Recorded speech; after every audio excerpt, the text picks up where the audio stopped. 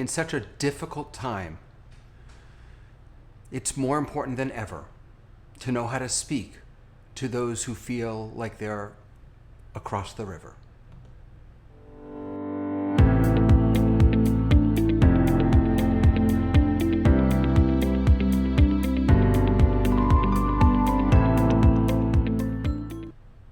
Hello, my friends. Welcome back to Face to Face, and I'm back with Rabbi Alan Litwak. I'm so happy to see you. And I don't know if you had a chance to watch, but Cantor Norman and I were thinking about you a couple weeks ago and just sending our love and condolences to you and Deborah and the entire family on the loss of a real gadol in the Jewish world. Yep. Your For father-in-law. For sure. My father-in-law was an important part of my life, important part of my family, and important part of my rabbinate. And I do feel the loss. Thank you. I appreciate it. Yeah, of course. And I think it's safe to say that we're all feeling a sense of, I don't know what the right word is, loss, frustration, anger, pain, concern, sadness, desperation, whatever the words are. There, I think it is, the words are, it's not one, it's all of those things in varying degrees. Absolutely. You know, I just want to share with those people who are watching, and you've seen these before, but I just want to share with you some of the amazing and terrible images that we've seen over the past 2 days. Of course, we're recording this on Thursday, one day after the Capitol was overrun by even the news didn't know if to call them protesters or a mob or what. This image just shook me to my core when they had to barricade the door to the House. I'm sorry, I believe that's the Senate, and with guns drawn. Unbelievable. And the moment when the barricades were broken down, it really was a terrifying day, and I think an urgent wake-up call. And you know, before this happened, weeks ago, we had decided that today we wanted to talk about what I've been calling Ever HaYarden, right? How do we talk to family and friends who feel that they're on the other side? Now, before we go any further, Rabbi, if it's okay, I just want to give a quick, where does that Ever HaYarden come from? Where does this idea of the other side come from? Well, some of you probably know that Jews are called Ivrim, right? Abraham is called the first Ever, and the word Ever is actually most often used with foreigners. Now Abraham was a foreigner. He traveled from a foreign land when God said, Lech lecha me'eretzecha u'mimoladetecha, right? Go from your land. And yet that name has stuck. That name, Avraham HaIvri, Abraham the Hebrew, Abraham the one from over there, has stuck. And I think that throughout Jewish history, Jews have very often felt othered. We have very often felt that we're on the other side of, of culture, of certainly of justice. I think we felt that way. But now, society. And society, thank you. And now, because of what happened yesterday, and of course it's not just yesterday, but this sense of how can I don't even want to cross over that river and talk to them, right? I don't want to have anything to do with people who disagree with me. And it's no longer just a Jewish thing. I think everyone is now feeling that they are across the river from someone or some people, maybe even on an island. Yeah. That otherness is across the board. It's only a matter of whether you feel like you're on one side and you're looking at the other side, or the other side is looking at you. But we all feel it. Yeah, and so what I wanted to think about with you today, and maybe offer to our friends who are watching, is not just rehashing the fact that we're all feeling this way, but are there Jewish texts and tools that can inspire us to think differently? And I'll be the first to admit, Rabbi Litwak, that my minor at Brandeis was in peace and conflict resolution. So I'm supposed to be all about conflict resolution, how to talk to. I have. I am one of those people feeling like I'm on an island, and I just don't want to talk to anyone else. I don't want to hear them. I don't want to listen to them. It's incredibly frustrating and sad to me, and I don't really know how to overcome that. And if I may, Rabbi, I just want to share one. This is astonishing to me. There was a poll from the Public Religion Research Institute showed that 8 in 10 Democrats, 80%, feel that the Republican Party has been taken over by fascists, by racists. And 8 in 10 Republicans feel that the Democratic Party has been taken over by socialists. How do we talk? If I'm a Republican, how do I talk to a socialist? And if I'm a Democrat, how do I talk to a racist? We need some guidance. Well, that's what we're here to talk about today.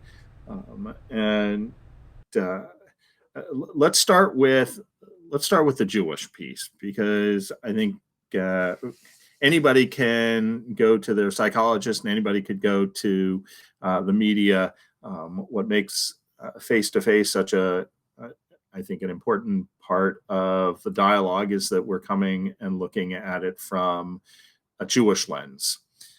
So there are a number of texts that have been rolling around in my head as we've experienced months and may I say years of this. This is not a new topic. It's not even a new topic for me to preach about. And for me, it is the probably the most important text comes from the Talmud, where we say, Elu ve'elu divrei Elohim Chaim. These and these are the words of the living God. And where does that come from? It comes from an argument between two great Talmudic rabbis, and they're going back and forth, and they throw it up to say, who is right? Who's the one? And the response is, you're both right. Right? And that lets us know that no one person owns all the truth. Right? And that our truths are even different. And so therefore, the question has to be, if I cannot claim all of the truth to myself, right, and I have to allow for there to be some truth on the other side, right, and that both of those are a reflection of the divine, of God, right? Now, how is it that I am going to approach the people Ever HaYarden on the other side of the river?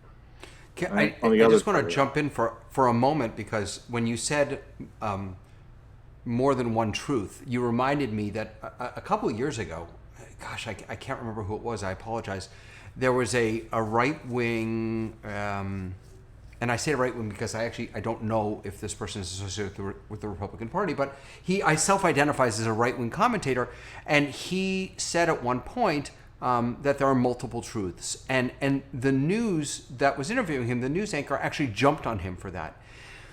And I think he's right.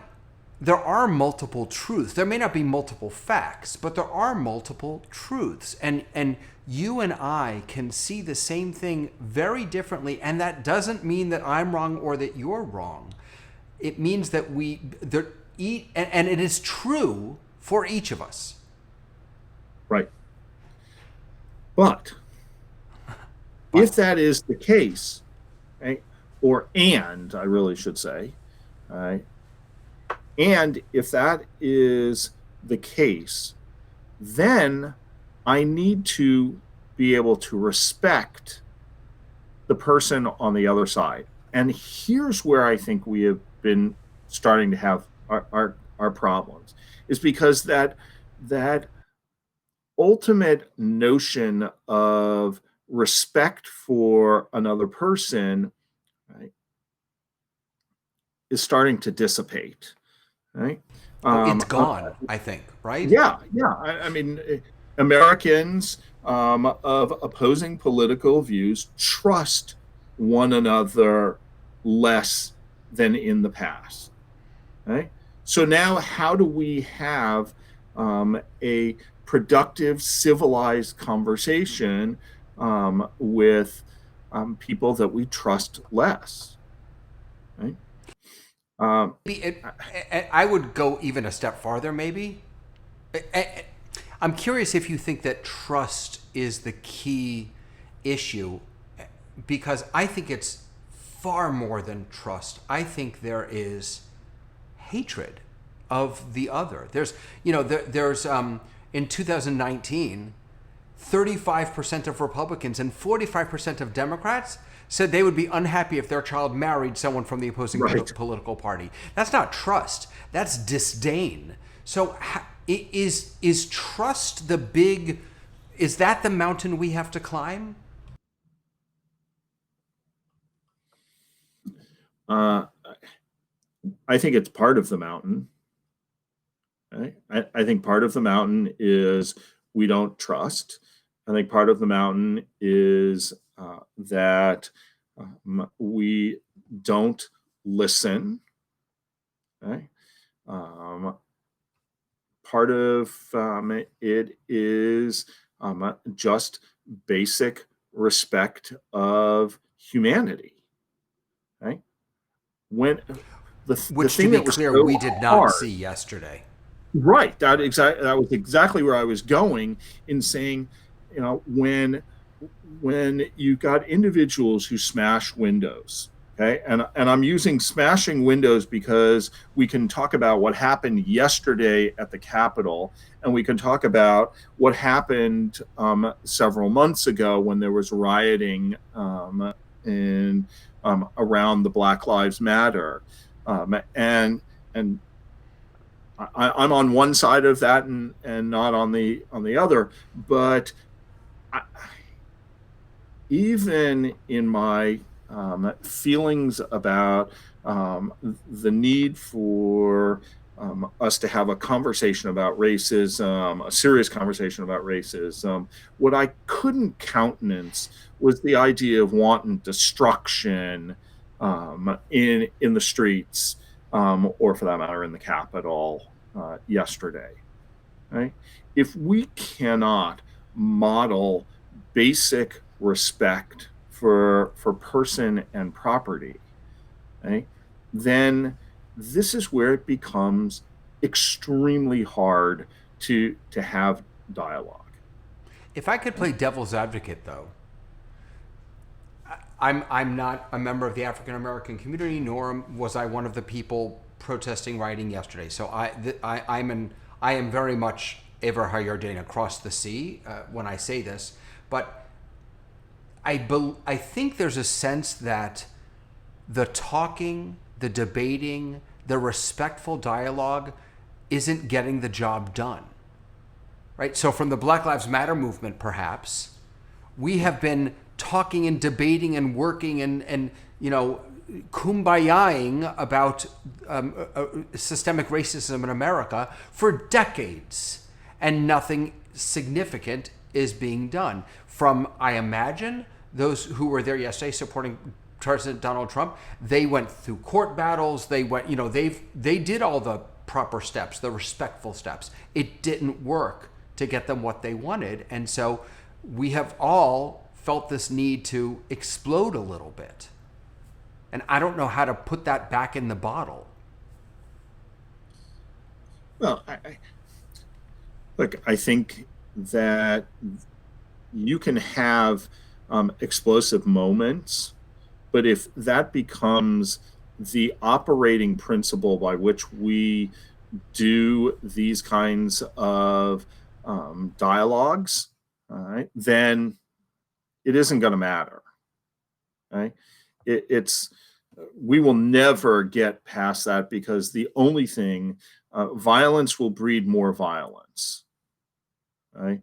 Where we have to do is start to turn down the volume. And what was it? I forget which president said, there's nothing that can be achieved by war that couldn't be achieved by peace. Right? The war, you end up with destruction and death. Right? And peace, you end up coming together. Right? I think I want to talk about some tools, and I recognize that it is easier said than done, right? Particularly when we feel that on the other side there are people who don't respect the rules, right? I think anytime we're going to have a conversation, we have to name that discomfort. We have to name the discord, right? And then we have to establish some guidelines, right? We have to establish some norms for the conversation, right? Listen, you and I are on opposite sides of this issue, but we're family, or we're part of the same community, and we should be able to talk. Right? I'm going to listen to you, right? And then I need for you to listen to me. Right? Rabbi, can I throw something in? Of course. I think starting that conversation between two people who feel like they're, across the river from one another, in the midst of a community, in the midst of a family, that just so many of us have just avoided those conversations. I'm not speaking to certain people because I know it's going to turn bad. And sure. There's a wonderful book called I Think You're Wrong, But I'm Listening. And by Sarah Stewart Holland and Beth Silvers. And here's how they suggest. They start with, here's how you should start. Here's my story as I see it. So I'm not debating facts. I'm not debating policy. I'm just telling you where I am. And there's no fake news in that, because where I am is where I am. Yeah. We don't have to, I think some of the debate over facts becomes where people run into challenges. Lecturing somebody about facts and figures is not nearly as compelling or conducive to an enlightening, polite exchange as sharing personal facts and our own firsthand experiences about and around a particular situation. All right. I love the idea of here's my story as I see it. Then I think there's another piece to it, right? Is we tend to lump somebody or something together with the entire thing, right? I don't like a lot of modern art. Right, but that doesn't mean that I don't like art. Right? If we take off, I think in their book, I think you're wrong, but I'm listening. They talk about taking off your jerseys. Right, that is to say that we need to deliberately distance ourselves from a full platform of policy positions supported by a chosen political party, and instead examine each individual policy by itself. Okay? That I disagree, all right, with somebody on the other side, on this particular issue. Does not mean, it shouldn't mean, that I disagree with everything that they say. That I hate what they did in this particular situation. I don't hate them. and we've gotten to the point where we discount people, we dismiss people on the whole rather than individually about particular stances that they take. I saw that there was a viral video from, I guess, a day or two ago of Mitt Romney, of Senator Romney, in the airport, and he was accosted by some they happen to be Trump supporters, and they were upset with him for not supporting President Trump, but their argument, their yelling and screaming was about him. It was how much they hate him. And and we've seen the same from people from the liberal movements attacking Republicans. They seem to get it from both sides, unfortunately. Yeah. Is there a way? I think you gotta zoom out, right? You gotta move political discussions as far away as possible from the political figures, right? Better than talking about President Trump or the border wall. Zoom out and talk about a conversation about immigration in general, right? Better still, talk when you're having a conversation, ask open-ended questions, right, about what people believe in general about immigration, right? When we go from here is where I stand, all right, here's what I feel, right, to then to a particular policy, then I have so much more information and a better sense, right, so that I'm able to have a more significant dialogue with you. But if I go straight to the policy, that particular thing, it's hard for me to extrapolate from there. Let me ask you a question. I feel sometimes like these ideas, these tools that we're preaching to the choir, that I know what you just said. Where I get stuck is when I am engaging with someone who, wait, let me back up. Just because I know and understand what you just said does not mean I always practice it. So let me just put it out there. Me too. I'm equal opportunity. Can be plenty offensive when it comes to this. But are there ways to think about disarming? Isn't the best word, and I mean it in a positive way. Disarming someone who isn't showing respect, right? If I'm engaging with someone and they're accusing and yelling, and is that the time to just walk away? No, I think it's actually the time to go to them and show great love. Okay. That's disarming. Because, look,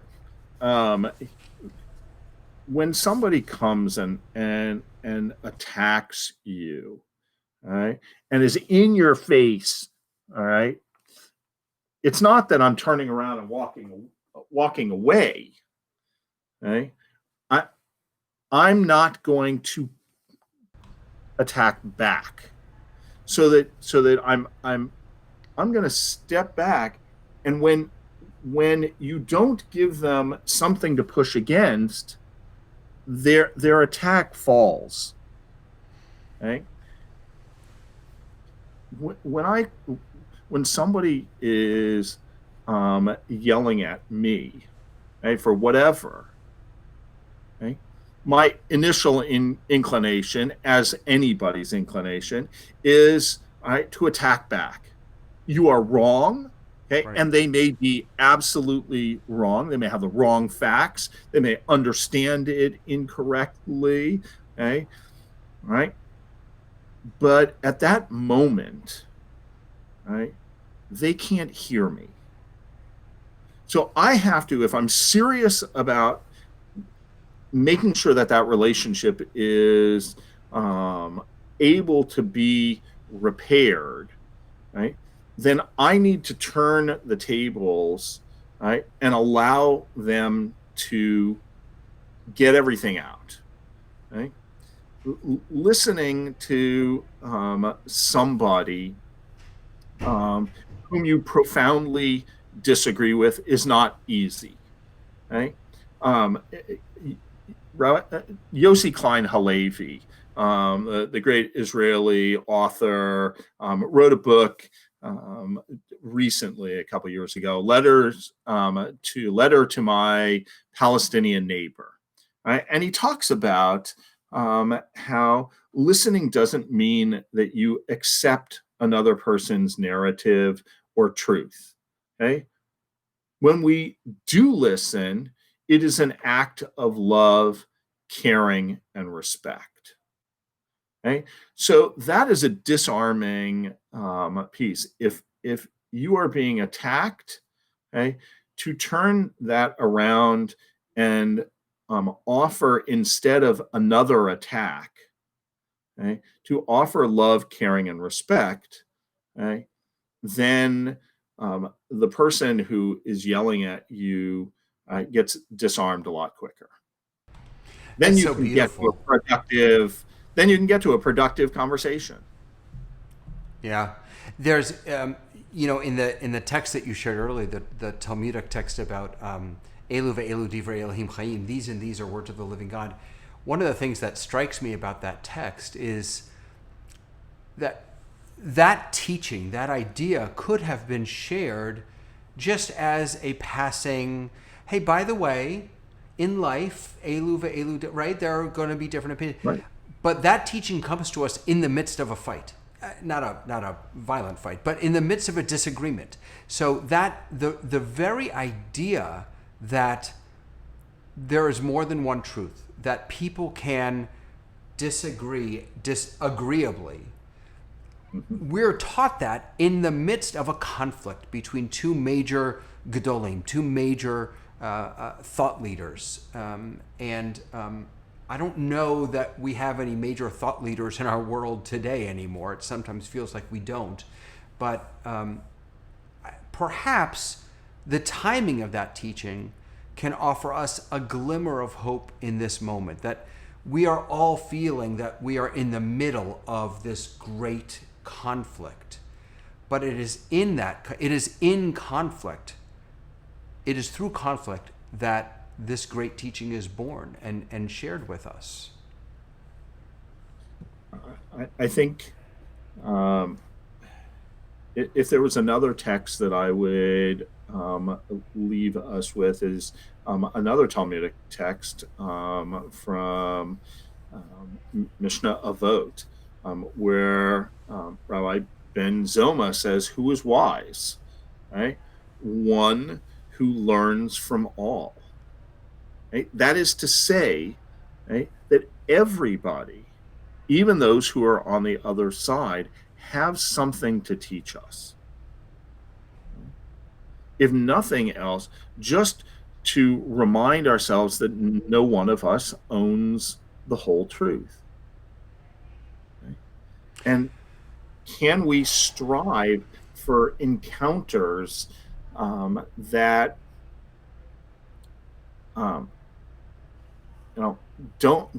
that we don't throw up borders that separate us, right?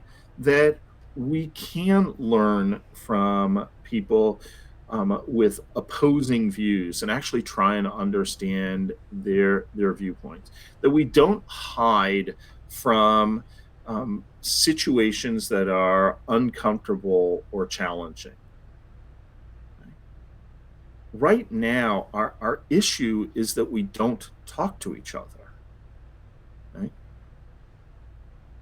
It's not even we could yell at each other. At least we'd be in the same room, all right, trying to have these dialogues. Maybe right the now, pandemic, right? Which makes it even more difficult because we're relying on social media, we're relying on technology, and we're not able to have the real face to face that Yeah, we need. yes, I agree with that. But I think that's not where I was going. I was suggesting that um, we have our society is such that we are walling ourselves into our own little loop of information and belief. I don't have to listen to news that I don't want to hear. All right. I don't have to listen to opinions. I can read the newspaper that I want. Right. When 50 years ago there was ABC and NBC and CBS. Okay, and you just picked out who you liked. Okay, everybody got their information from the same place. Okay, and then we could debate about it. Right? Now, all right, I can get my news from MSNBC. I can get my news from Fox. I can live in a red state in a red community, or I can live in a blue state. And I, they say, I forget the facts, but the concept is that 100 years ago, 50 years ago, the number of elections that were local elections that were close, right, were so many more than they are now because people live largely in geographic areas where everybody thinks the same way. Right? New York City is Democrat. Okay, pick someplace in rural America, and it is Republican.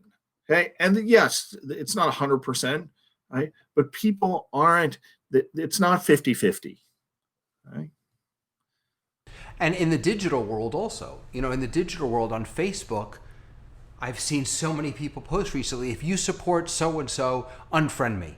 I can't even, right? We can't even be in the same digital space together. I'm not even gonna listen to what you have to say, which means I can just wall off anything that I don't want to hear.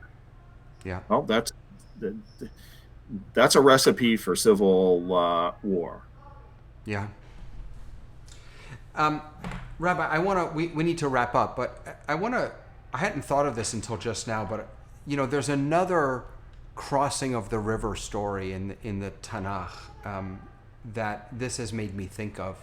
It's when Jacob is about to meet Esau rather, and that was a mixture of Esav and Esau in English. He's about to meet Esav, and he sends he brings his family across the river, and then he goes back. He goes back over, and the reason that's given, that according to, I think it's Rashi, is that he forgot some kalim. He forgot some utensils, plates, pots, whatever. Yeah. And the obvious question, I think, is who cares about that little, insignificant? And one answer that comes is that it's all about the little things. It's all about what might seem insignificant. Take the time to go across the river and pay attention to those small moments, to those what might seem like insignificant opportunities to gather up hope, to gather up connection, to gather up peace, whatever little trinkets you're feeling have been left on the other side. Don't leave them there, even if they feel in the scope of what's happening in our world, even if they feel unimportant or too small to bother with or whatever. Take the time to cross the river and get them and collect them up. Yeah, I think that speaks to the notion of not trying to tackle everything, right? But take off the team jersey and let's just focus on one particular play. Let's not try and solve the entire country's problems all at once in one fell swoop. But let's address each individual social ill in sort of individually, but then even more so, locally, right? Change your corner of the world, all right? And if everybody changed their corner of the world, all right, the whole world would change. All right? Amen. Have a conversation between you and your family that you're not speaking to because they're on the ever are your den, or all right, then how about some friends or the people who used to be your friends, right, who you just can't talk to because of one particular thing versus another. And remember that although this is an impossible thing for rabbis to say, we don't have all the answers. None of us do. None of us Well, have I do, but I do. Yes. None of us. We have to have the humility to say, I could be wrong. And so it's worth my time to listen. I could be wrong, or I can understand that there are multiple truths to this. Yeah. Right? Amen. Amen. It's good to have you back, Rabbi. It was wonderful being with Cantor Norman. In fact, he's going to be back in a couple of weeks. We're going to do a special episode in honor of Shabbat Shirah, in honor of the Shabbat of Song. But for now, I just want to encourage everyone to please stay safe. Remember to mask up. We're still in the midst of a pandemic. Stay safe. Talk to one another. Cross that river. And we'll look forward to seeing you next time on Face to Face. Bye, Rabbi Litwak. See you later.